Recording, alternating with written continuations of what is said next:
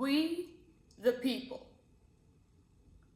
of the United States of America, in order to form a more perfect union, establish justice, ensure domestic tranquility, provide for the common defense, promote general welfare, and secure the blessings of liberty for ourselves and our posterity, do ordain and establish the Constitution of the United States of America. What's up, everybody? I am R.L. Hardy, and you are watching Whiskey Tango Alpha Foxtrot. Well,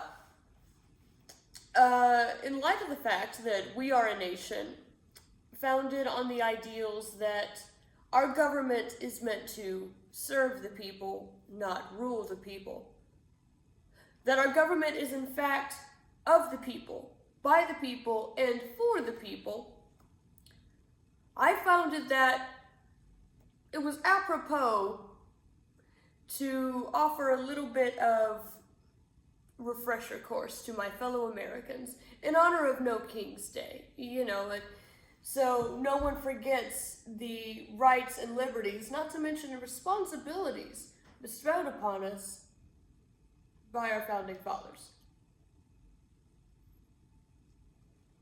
Now, obviously, we have grown and evolved as a people since then. Things have gotten even better. So I thought to help out those who are participating in various festivities on today, June 14th, 2025, my fellow Americans, your Bill of Rights.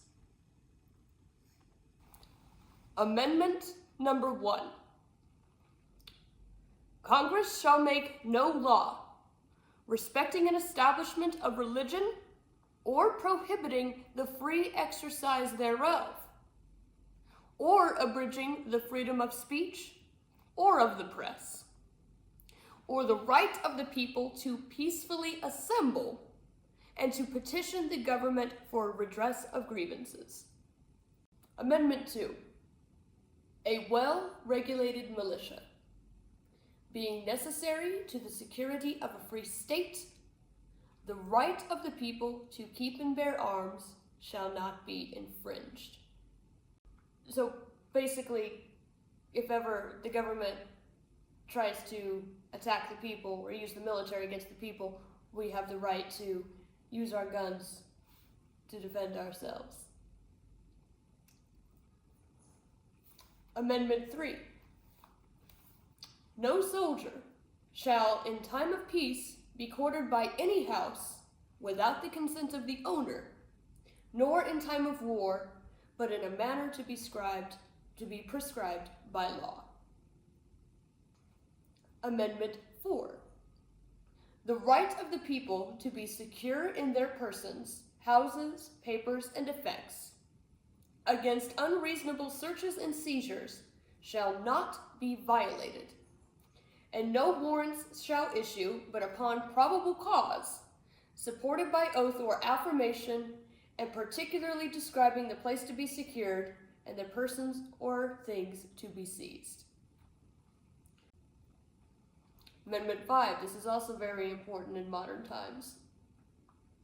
No person shall be held to answer for a capital or otherwise infamous crime unless on a presentment or indictment of a grand jury, except in cases arising in the land or naval forces or in the militia, when in actual service in time of war or public danger, nor shall any person be subject for the same offense to be twice put in jeopardy of life or limb, nor shall be compelled in any criminal case to be witness against themselves, nor be deprived of life, liberty, or property without due process of the law, nor shall private property be taken for public use without just compensation.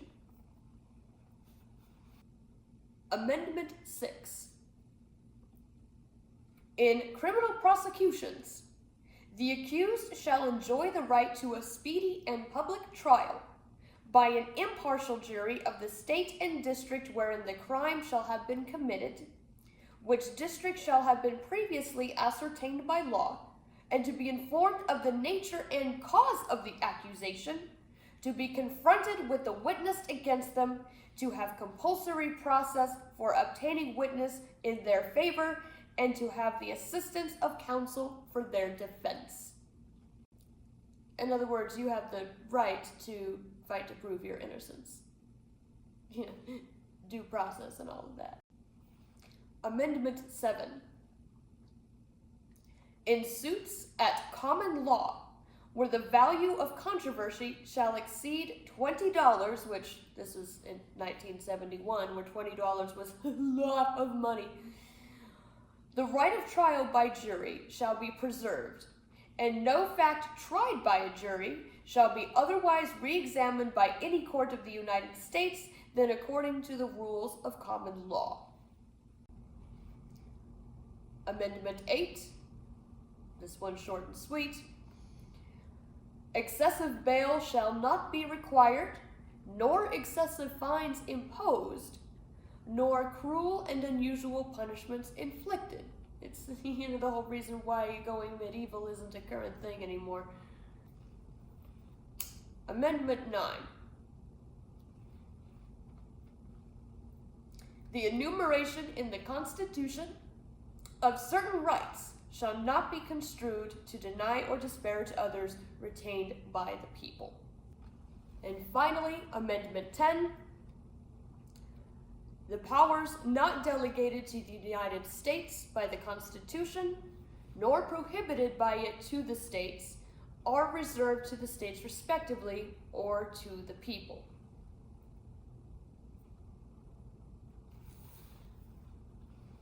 So in other words, folks,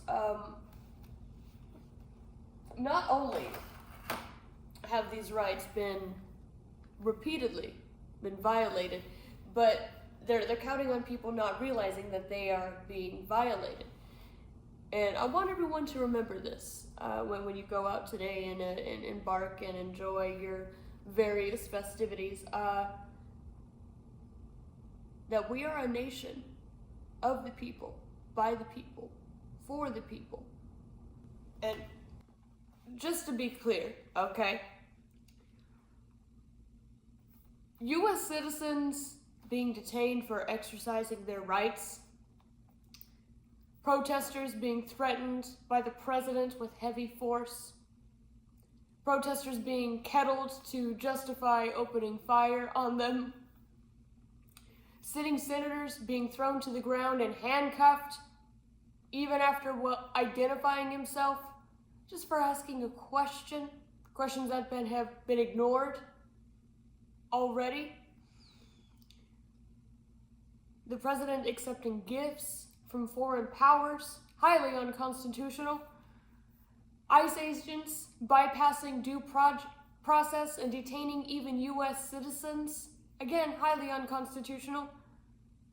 Claiming to be going after criminals and yet raiding churches and schools and places of business. Swarming caregivers in the park, ripping children away from their parents, leaving them absolutely alone. Cops turning around and arresting people just for having told them to honor their oath. People being shot in the streets for trying to get to the very home that's being blocked by the people telling them to leave and go home. And taxpayer-funded military parades for a draft dodger who called our vets suckers and losers that we are footing the bill for. Meanwhile, we don't seem to have enough funding to feed hungry children and help the sick. All of this is hypocritical, inhumane, and wholly un-American. Do you stand with America or don't you?